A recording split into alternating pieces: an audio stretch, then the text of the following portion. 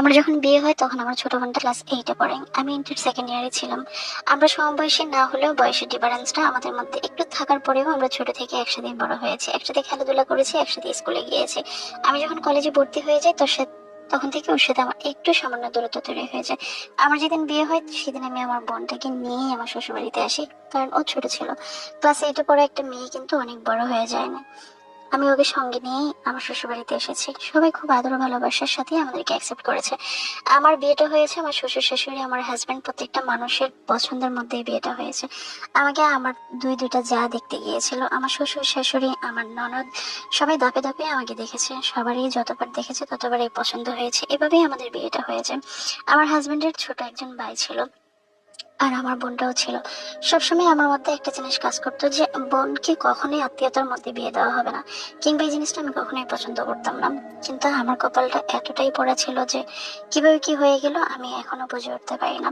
আমার দেবর ছিল, আমার দেবরটার একটা মেয়ের সাথে সম্পর্ক ছিল, সেটা আমরা সবাই জানতাম, এবং গভীর সম্পর্ক ছিল। ওই মেয়ের সাথে আমার দেবরের অনেক গভীর সম্পর্ক, এতটা সম্পর্ক যে মেয়েটা অনেকবার আমাদের বাড়িতেও এসেছে, আমি আমার শ্বশুর বাড়িতে এসেছে। এবং আমার দেবর যে ফ্ল্যাটে থাকতো ওই ফ্ল্যাটেও মেয়েটা অনেকদিন সময় কাটিয়েছে। এটা আমরা সবাই জানি, প্রত্যেকে জানি। আমরা প্রত্যেকে জানতাম যে ওই মেয়ের সাথে আমার দেবরের বিয়ে হবে। আমার বোনটাও একটু একটু বড় হলো। আমার বোন যখন ইন্টার ফার্স্ট ইয়ারে পরে তখন আমার বোন আমার কাছে এসে কয়েকদিন ছিল। এর মধ্যে আমি বুঝতে পারি যে আমার দেবরের সাথে মনে হয় আমার বোনটার ফোনে কথা হয়। তাদের সম্পর্কটা আগে থেকে তৈরি হয়েছে না পর থেকে তৈরি হয়েছে আমি জানি না, কারণ আমার শ্বশুর বাড়ির প্রত্যেকটা মানুষই জানতো যে আমার দেবরের সাথে আরেকটা মেয়ের সম্পর্ক আছে, এবং ওই মেয়ের সাথে বিয়েরও আলাপ চলতেছে। ওই মেয়ের সাথে আমার বড় জায়েরও কথা বলতো, আমার সাথেও দু একবার কথা হয়েছে। সবকিছু মিলিয়ে কিসের থেকে যে কি হয়ে গেল, কিভাবে কি হবে, এই জিনিসগুলা কখনো চিন্তাও করিনি।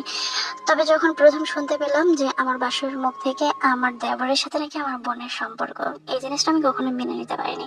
কারণ আমি জানি আমার দেবরের সাথে অন্য মেয়ের সাথে সম্পর্ক। আমি আমার বোনকে অকপটেই জিজ্ঞেস করলাম যে আসলে কি সত্যি ঘটনা। আমার বোন আমার কাছে অস্বীকার করেছিল।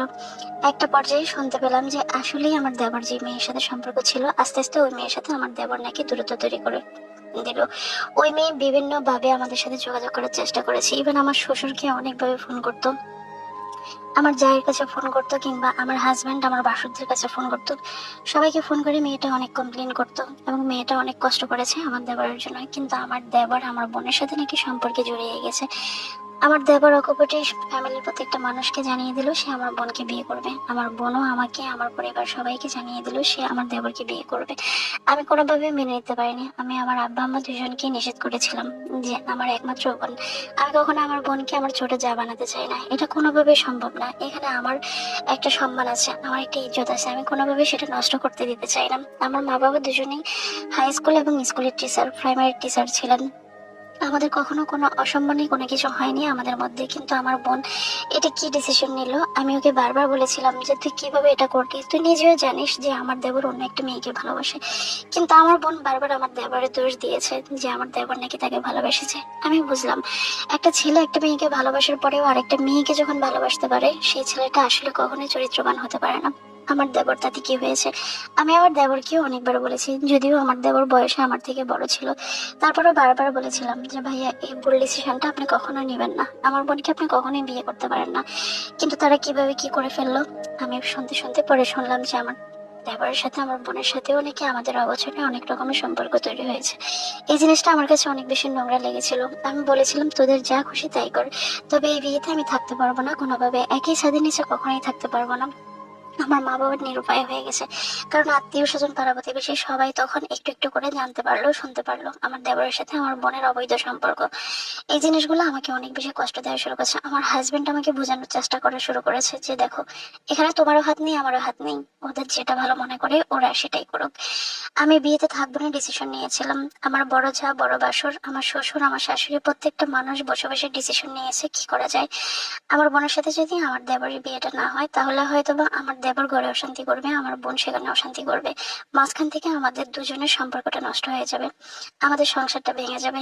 যার কারণে আমার বড় বাসুর, আমার বড় যা দুজনে মিলে ডিসিশন নিল যে আমার বোন এবং আমার দেবরের সাথে দুজনে বিয়ে দিয়ে দেবে। কিন্তু আমি কোনোভাবে মানতে পারিনি। আমি এতটা কান্নাকাটি করেছিলাম, এতটা তাদের কাছে আমি ক্ষমা চেয়েছিলাম যে আমাকে এই সম্পর্ক থেকে ক্ষমা করো, তোরা নতুন করে এই সম্পর্কে তৈরি করিস না, এই সম্পর্কে আমি কখনো চাই না। তুই আমার বোন, সে আমার দেবর, আমি এতটুকুই খুশি, এর বাইরে আমি কোনো সম্পর্ক দেখতে চাই না। কিন্তু তারা আমার কথা শোনেনি, আমার পরিবারও বাধ্য হয়ে তাদেরকে বিয়ে দিয়ে দিছে। আজও আমি মেনে নিতে পারিনি। আমার বারবার শুধু একটা কথাই মনে পড়ে, যে মেয়েটাকে আমার দেবর ঠকিয়ে এসেছে, সেই মেয়ের সাথে আমার দেবরের অনেক গভীর সম্পর্ক ছিল। তারা অনেক রাত ঢাকায় গিয়েও একসাথে থেকেছিল।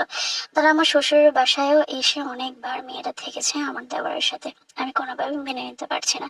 আমার বোনটাকে আমি অনেকভাবেই বলেছি যে তুই ভুল ডিসিশন নিলি, কিন্তু আমার বোন আমার কথা শোনেনি। এখন তাদেরও সংসারে কয়েক বছর হয়ে গেছে, কিন্তু আমার বোনের সাথে আমার সম্পর্কটা শুধু জায়ের মতো, বোনের মতো না। কারণ আমার বোনও আজকাল আমাকে দেখতে পারে না, আমার অনেক দোষ ধরে, অনেক বল ধরে।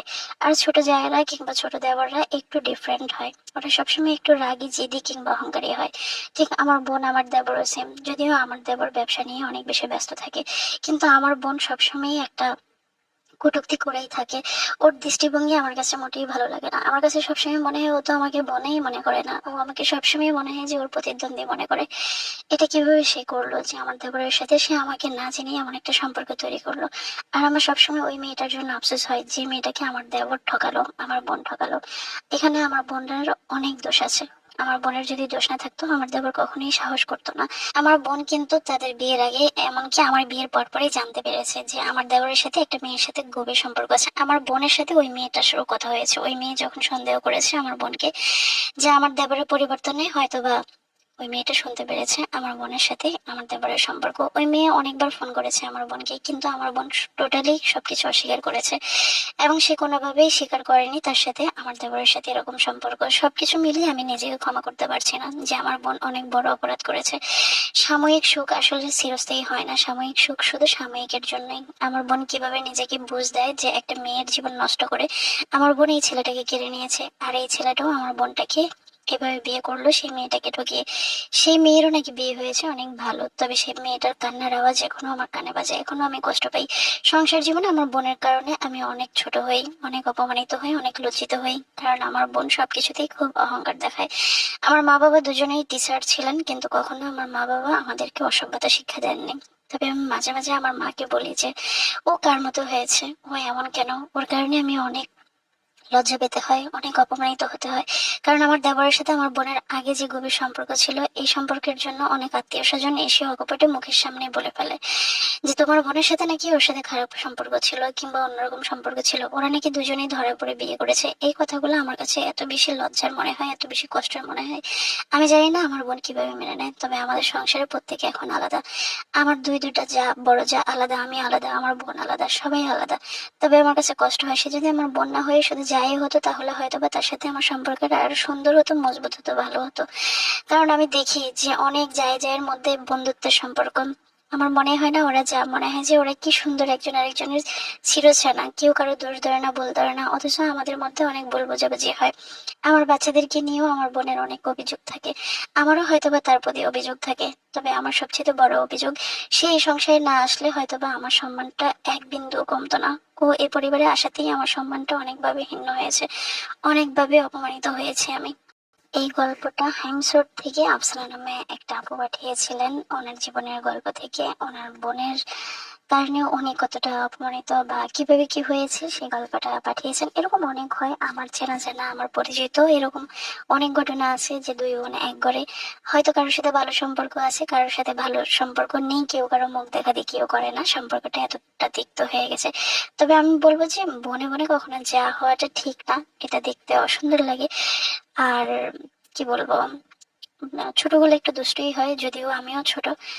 ছোটগুলো একটু দুষ্ট হয়, ওরা অনেক কিছুই চিন্তা করে না, অনেক কিছুই চিন্তা করার ওদের প্রয়োজন মনে হয় না। তবে কিছু কিছু সিদ্ধান্ত নেওয়ার আগে ভাবা উচিত যে আমার বোনটা ওইখানে আছে, সেখানে হবে আমি ওনাদের আরেকটা ছেলের বউ হয়ে যাওয়াতে আমাদের সম্মানটা কি বাড়বে বা কমবে, ঠিক হবে কিনা, এটা অবশ্যই মানা উচিত। আর কোনো ছেলের সাথেই একটা মেয়ের সম্পর্ক নষ্ট করে আরেকটা মেয়ে সেখানে যোগ হওয়াটা, এটার মতো লজ্জার আর কিছু হতে পারে না। কারণ এখনকার সময়ে এসে মেয়েরাই মেয়েদের সবচেয়ে ক্ষতি বেশি করে। তবে আসলে যার ভাগ্যে যে আছে এটাও মেনে নিতে হয়।